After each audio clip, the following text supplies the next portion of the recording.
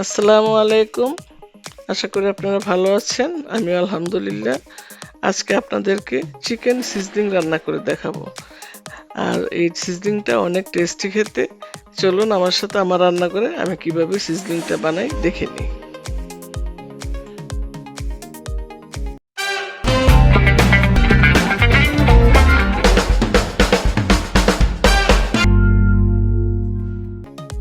Sizzling তৈরি করতে আমার যেহেতু চিকেন সিজলিং, তো আমি চিকেনে নিয়েছি 250 গ্রামের মতন।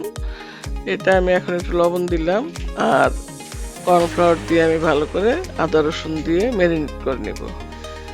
সিজলিংটা তৈরি করতে আর কিছুও লাগবে, সবজিও লাগবে, ক্যাপসিকাম, তারপরে টমেটো, পেঁয়াজ, ওগুলো আমি আলাদা কেটে রেখেছি। এই যে দেখুন, আমি একটু আদা রসুন বাটা দিয়ে দিলাম, দিয়ে আমি ভালো করে ম্যারিনেট করব।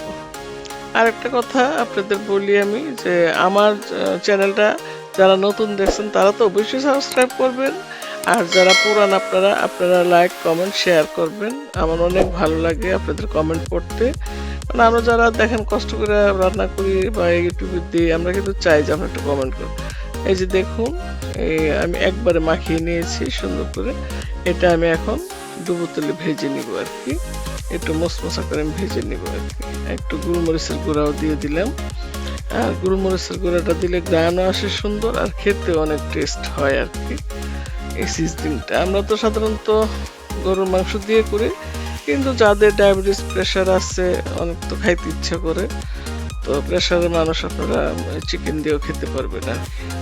এই যেভাবে সুন্দর করে আপনারা ডুবো তেলে ভাজবেন, একটু মচমচা করে ভাজবেন আর কি। ভেজে এটা আমি এক পাশে উঠিয়ে রাখবো। আর চাইনিজ রান্না কিন্তু অনেক টেস্ট আমার কাছে লাগে, কারণ চাইনিজ রান্নাতে খুব বেশি একটা মশলা ইউজ করা হয় না। মশলা কম খেলেই ভালো আমাদের জন্য, মশলা এত বেশি খাওয়াটা ঠিক না। এই যে দেখুন, ব্রাউন করে কিন্তু আমি ভাজবো। ভাজাটা কিন্তু সুন্দর হতে হবে আর কি, আর ভিতরে যাতে মাংস কাঁচা না থাকে। আমি এই যে দেখুন কি সুন্দর হয়েছে ভাজাগুলি, দেখতেই পাচ্ছেন। তো এখন আমি মূল রান্নায় চলে যাব। আমি এখানে 2 চামচ পরিমাণ, 2 চামচ না 1.5 চামচ পরিমাণ তেল দিলাম, আর একটু রসুন কুচি দিব। রসুন কুচিটা দিয়ে আমি একটু হালকা ভেজে নিব। ভেজে নিয়ে তার মধ্যে আমি সবজিগুলি দিব আর কি। এই যে ক্যাপসিকাম 2 রকমের, 3 রকম ক্যাপসিকামে দিয়েছি আমি। এই যে সবুজটাও দিলাম, তারপরে লাল হলুদ 3 রকমই দিলাম। দিয়ে আমি একটু ভালোভাবে এটা, মানে ক্যাপসিকামটা কিন্তু খুব একটা বেশি ভাজা লাগে না, অল্প একটু ভেজে নেবেন। ভেজে নিয়ে তারপর আমি এটার সাথে আমি মাংসগুলি অ্যাড করবো আর কি। এই রান্নাটা কিন্তু একদম, মানে কি বলবো, খুব যে কঠিন তা না, কিন্তু আপনি যদি সবগুলি ম্যানেজ করতে পারেন, কইরা তারপরে সুন্দর করে রান্নাটা করেন, তাহলে খেতে অনেক মানে ভালো লাগে। আর বাচ্চারা তো কালারফুল, তো বাচ্চাদেরকে এরকম কালারফুল সবজি খাওয়াইলে ওদের সব দিক দিয়েই মানসিক গ্রোথ, শারীরিক গ্রোথ, খুব হেলদি একটা ফুড আর কি এটা, যা আমরা যেটা সবসময় বলি হেলদি ফুড। এই যে আমি কিছু পেঁয়াজ কলি করে দিয়ে দিলাম, 2টা কাঁচামরিচ দিলাম। বরাবরের মতন আমি বলি যে আমি ঝাল কম খাই, আর বাচ্চারা খাবে করে, আমার নাতনি ওরা খাবে, এই জন্য আমি আরও ঝাল কম দিই। তো এই যে মাংসগুলি আমি দিয়ে দিলাম, দিয়ে আমি এখন একটু আবার মশলা দিয়ে মিশিয়ে নিব। এই যে একটু সয়া সস দিলাম, প্রায় 2 চামচ পরিমাণ সয়া সস দিব, সস দিব। সস দিয়ে এটা মেখে তারপর আমি এটা রান্না করবো আর কি। আর যদি লবণ লাগে আমি একটু দিব, একটু চিনিও দিব।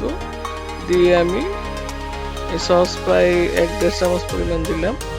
দিয়ে আপনারা এরকমভাবে সুন্দর করে মিশিয়ে নেবেন। রান্নাটা খুব তাড়াতাড়ি হয়ে যায়, কিন্তু আয়োজনটা যদি আপনারা করতে পারেন, রেডি করে রাখেন, তাহলে রান্নাটা বেশিক্ষণ লাগে না। আর অবশ্যই কুসুম গরম পানি দিবেন। এখানে আমি 1/2 কাপ পরিমাণ পানি দিয়ে দিলাম।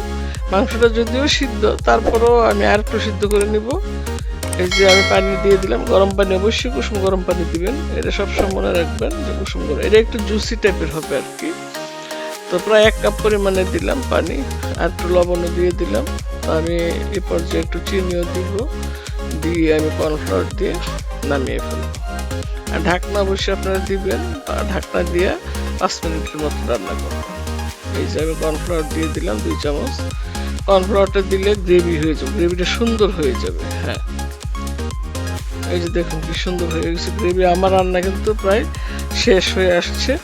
আর উপরে আমি সাদা তেল দিয়ে সুন্দর একটা ডিশে পরিবেশন করব। আর এই যে দেখেন কি সুন্দর একটা কালার চলে আসছে। এখানে আমি আবার গোলমরিচের গুঁড়া দিয়ে দিচ্ছি। গোলমরিচের গুঁড়াটা অবশ্যই আপনারা শেষ দিকে আবার দিবেন। এই যে দেখুন কি সুন্দর হয়ে গেছে। এই যে আমি একটা সুন্দর ডিশে পরিবেশন করবো আর কি, এরকম ভাবে বেড়ে আপনারা পরিবেশন করবেন। তো ঠিক আছে, আপনারা সবাই ভালো থাকবেন। আমার নতুন নতুন রান্নাগুলি দেখতে থাকবেন। চ্যানেলটা আবারও বলছি, আপনারা যারা নতুন সাবস্ক্রাইব করবেন, যারা পুরান তারা লাইক কমেন্ট শেয়ার দিয়ে আমার পাশে থাকবেন, আমাকে উৎসাহ দিবেন। আমার ভালো লাগে আর কি উৎসাহ দিলে। আর আমার চ্যানেলটা অবশ্যই মনিটাইজ হয়েছে, আপনাদেরকে আগেও বলছি। এই জন্য আপনারা বেশি বেশি শেয়ার করুন, একটু ধন্যবাদ ছড়াই দিবেন, তিল ছড়াই দিবেন। এই যে দেখুন, আল্লাহ হাফিজ।